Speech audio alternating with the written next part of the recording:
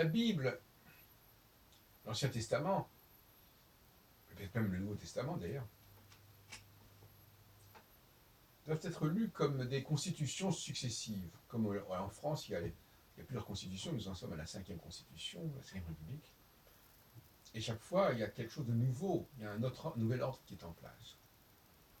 La France, donc, obéit à ce régime des constitutions successives, mais qui sont aussi des créations successives.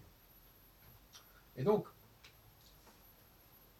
il y a une première création qui est narrée au chapitre 1 de la Genèse, et puis il y a une deuxième création qui revoit les règles de la première création. Tout comme le changement d'un article sur la présidence publique a modifié la 5e République à propos de l'élection du président de la République au suffrage universel, ce qui n'était pas prévu en 58. Donc il y a une deuxième création avec l'Adam phallique, avec l'apparition d'Ève qui doit être sa compagne. Donc pour qu'elle soit sa compagne, il faut qu'il ait justement la capacité de la pénétrer. Mais il y a aussi une troisième création qui est encore une remise en question des deux premières. Et il y en a peut-être d'autres encore, mais celle-là, c'est la création du peuple hébreu,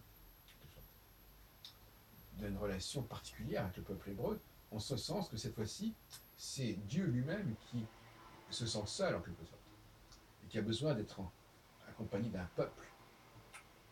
Et puis alors, on pourrait évidemment parler d'une quatrième création avec Jésus, etc. Ça n'est pas complètement absurde dans ce genre de théologie.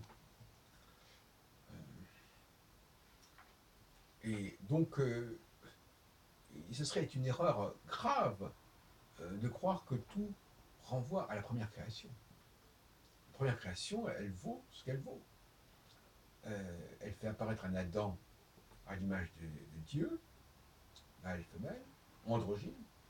La deuxième création fait apparaître un Adam phallique, puisque forcément il doit pouvoir féconder avec la femme, et le phallus c'est exactement le canal et le lien qui est nécessaire. Et puis il y a aussi donc ce troisième temps qui est celui du peuple hébreu, qui, qui n'est plus un individu, mais qui est un collectif, qui est un peuple, comme son nom l'indique. Et donc c'est intéressant aussi de voir ça. Donc théologiquement, je suis le partisan de ce qu'on pourrait appeler la théorie des trois créations. On pourrait d'ailleurs développer, éventuellement prolonger, mais enfin, moi je reste là.